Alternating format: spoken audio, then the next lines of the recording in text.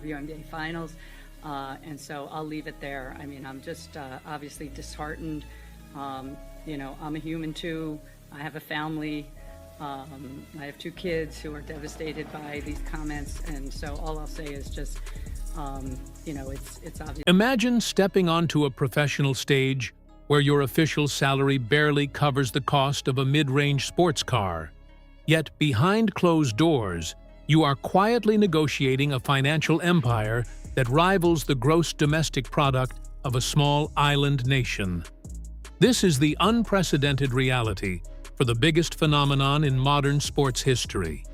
A player who is currently rewriting the financial rulebook of women's basketball before even completing her rookie season. Rumors have recently exploded across the sports and business worlds that Caitlin Clark is on the verge of finalizing, or has already secretly locked down, a historic $100 million partnership with the luxury fashion powerhouse Prada. It is a staggering number that completely dwarfs her actual athletic contracts and shatters every known ceiling for a female athlete. Yet, while fans are celebrating this monumental leap into high fashion, the mood inside the corporate offices of the WNBA is reportedly completely different. Whispers from inside the league suggest an atmosphere of absolute chaos, with top executives and even the commissioner herself feeling deeply threatened by a player who has suddenly become entirely uncancelable and financially untouchable. The establishment thrives on control, and right now, they are losing their grip on their biggest asset.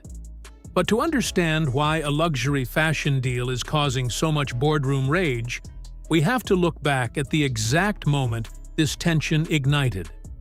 The fuse was officially lit on the night of the WNBA draft, an evening that was supposed to be a standard welcoming ceremony into the professional ranks.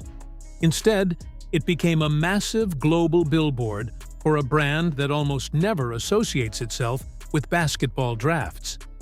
When Caitlin stepped out of the SUV and walked the orange carpet, she was not wearing a traditional sports brand suit or a safe, off-the-rack designer gown. She was draped in custom, head-to-toe Prada. From the sleek white double satin shirt and skirt to the black brushed leather slingback pumps, and most notably, the iconic embroidered Prada handbag, the entire look was a calculated masterpiece of high-end branding. Fashion critics and sports analysts alike were stunned, immediately noting that Prada simply does not dress athletes for draft nights, and they reserve their custom fittings for the Met Gala, the Oscars, and global fashion weeks. By dressing a rookie basketball player, the Italian luxury house was sending a massive signal to the global market. The outfit alone was valued at nearly $17,000, which is ironically almost a quarter of her entire first-year league salary. The internet completely melted down, with searches for Prada skyrocketing within minutes of her television appearance. Or it was a flawless execution of modern marketing, proving that her influence extended far beyond the three-point line and deep into the pockets of the global elite. However, what seemed like a brilliant red carpet moment was actually the opening move in a much larger, highly secretive financial chess game. Behind the scenes, the draft night outfit was reportedly just the test run for a partnership that has the sports world completely spiraling. Insiders are now claiming that the staggering success of that single evening accelerated negotiations for an exclusive, multi-year global ambassadorship worth a reported $100 million. If these speculations hold true, this deal is not just about wearing a logo on a handbag. It is about completely integrating an athlete into the DNA of a heritage luxury brand. The rumored terms suggest custom capsule collections, massive global billboard campaigns, and exclusive front-row seating at Milan Fashion Week. Luxury houses have recently realized that traditional Hollywood actors are no longer driving the cultural conversation the way they used to. Consumers are craving authenticity, raw talent, and real-time drama, And nobody delivers that better than a generational sports talent who routinely breaks television viewership records. Prada is betting on the fact that the crossover between high fashion and women's sports is the next billion-dollar frontier. By locking down the most famous female athlete on the planet, they are not just selling clothes, they are buying a monopoly on the cultural zeitgeist. It is a brilliant business move that guarantees unprecedented visibility for the brand across completely new demographics. But while Prada executives are allegedly popping champagne in Milan, the reaction over in New York City at the WNBA headquarters is reportedly anything but celebratory. As news of these massive external negotiations began to leak, the atmosphere within the WNBA's front office reportedly turned incredibly tense. Commissioner Kathy Engelbert has spent years trying to build a collective, unified brand for the league, slowly negotiating television deals and corporate sponsorships that benefit the entire organization. And the traditional model relies heavily on the league controlling the image of its stars, using them to promote the WNBA Shield first and their individual brands second. But suddenly, the league is faced with a terrifying new reality. Their rookie sensation is generating infinitely more revenue outside the league than inside it. Rumors suggest that league executives are quietly furious over their inability to capitalize on these massive high-fashion crossovers. When a player is securing nine-figure deals entirely independent of the WNBA's marketing umbrella, the league loses its leverage. They cannot dictate what she wears in her off time, they cannot control which global brands she aligns with, and most importantly, they do not get a cut of the profits. There is a deep underlying fear that the league is being reduced to a mere side hustle for its biggest star. The commissioner's job is to protect the interests of all the teams and all the players. But it is becoming incredibly difficult to maintain order when one player has an individual net worth trajectory that could soon rival the valuation of an actual WNBA franchise. And this front office panic was only adding fuel to a fire that was already burning inside the locker rooms. The tension was not just confined to the corporate boardrooms, it was rapidly spilling out onto the hardwood. Legacy players and seasoned veterans have spent decades fighting for scraps, battling through grueling seasons for meager paychecks, and begging networks for just a fraction of the media coverage. For years, the biggest stars in women's basketball had to travel overseas to places like Russia and Turkey just to make a living wage, risking their safety and exhausting their bodies year-round. To watch a rookie step into the league and immediately command the attention of Italian luxury fashion houses without ever having to pack a bag for a European Winter League has sparked a massive wave of complicated emotions. We have all seen the subtle jabs in the media, the defensive comments from legends, and the highly debated podcast remarks from former greats. While many veterans publicly state they are happy for the overall growth of the game, the underlying resentment is palpable. They built the foundation brick by agonizing brick, yet they are watching someone else instantly move into the penthouse. The locker room dynamics shift dramatically when one player is flying private to exclusive fashion shoots, while her peers are still worrying about commercial flight delays and budget constraints. This massive wealth disparity creates an incredibly awkward environment, leading to accusations of jealousy and targeted physical play on the court.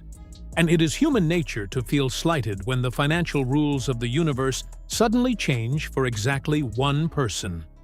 The league is currently struggling to mediate this massive cultural divide, trying to keep the peace between the grinding working-class reality of the veteran players and the glamorous, high-society lifestyle of their new golden goose.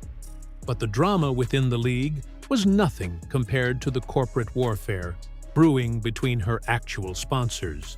Now, adding an enormous layer of complexity to this entire situation is the tangled web of corporate alliances and exclusive contracts. Before stepping onto a professional court, Caitlin had already signed a staggering $28 million signature shoe deal with Nike. Normally, a brand like Nike demands absolute loyalty and total visual dominance over their athletes. They want their iconic swoosh front and center in every public appearance, so from the practice facility to the post-game press conference. But luxury fashion operates by its own set of ruthless rules.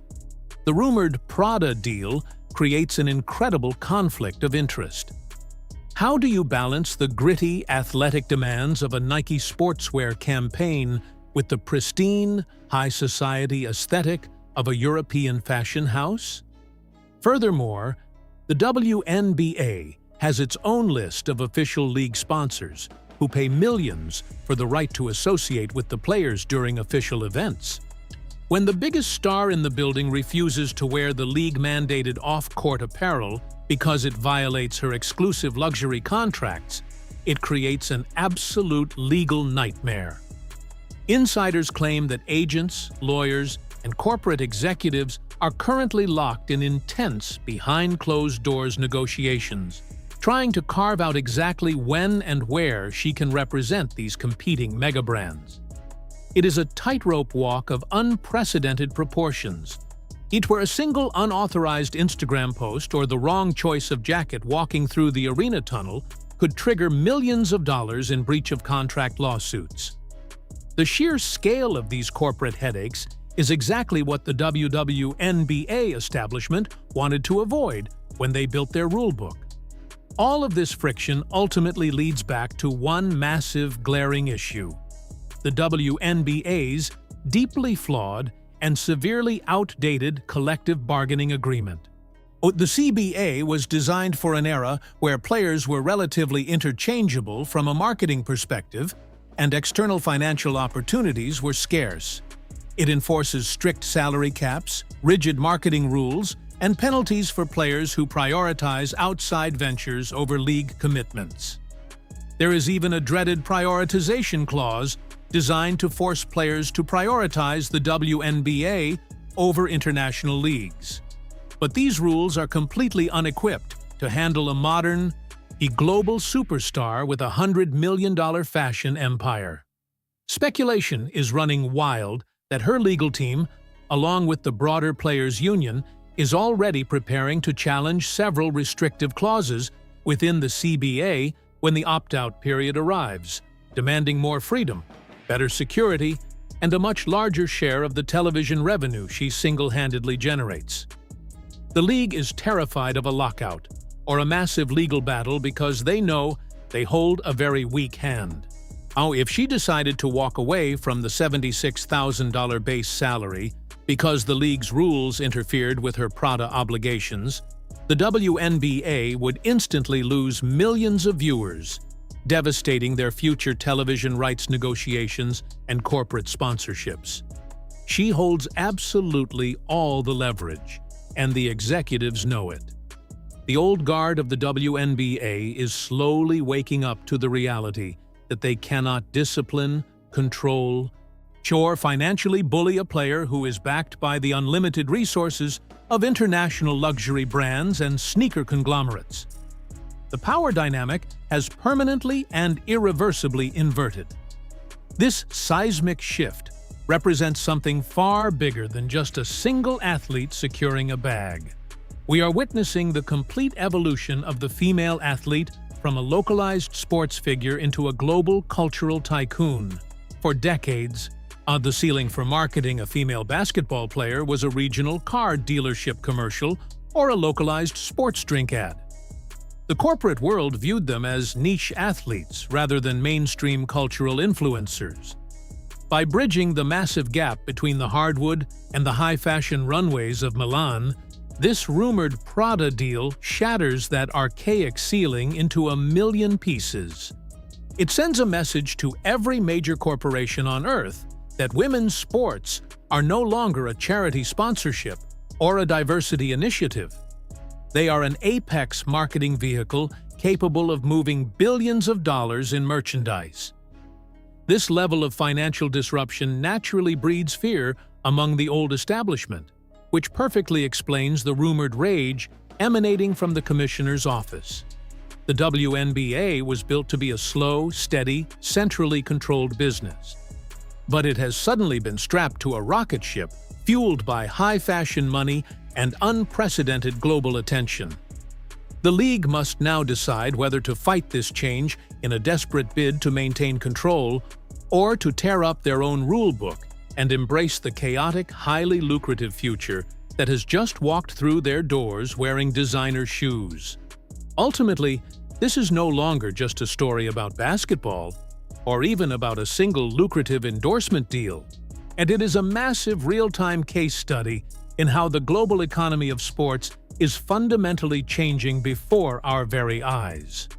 The rumored $100 million Prada partnership is a definitive statement that female athletes are no longer confined to the traditional sports marketing ecosystem. They are the new global icons of high culture, fashion, and lifestyle, commanding the exact same respect and financial compensation as the world's biggest pop stars and actors.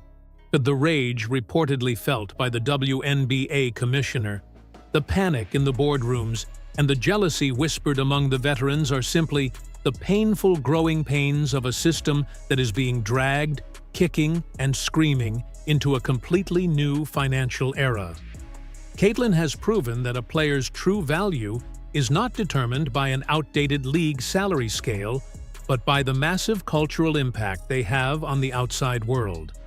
As the dust settles on these boardroom battles and the ink supposedly dries on these historic contracts, one massive question remains for the viewers to ponder. If an athlete becomes completely financially independent from the sport they play, relying instead on the global fashion and lifestyle industries for their generational wealth, does the league even matter anymore? Or has the player finally become bigger than the game itself?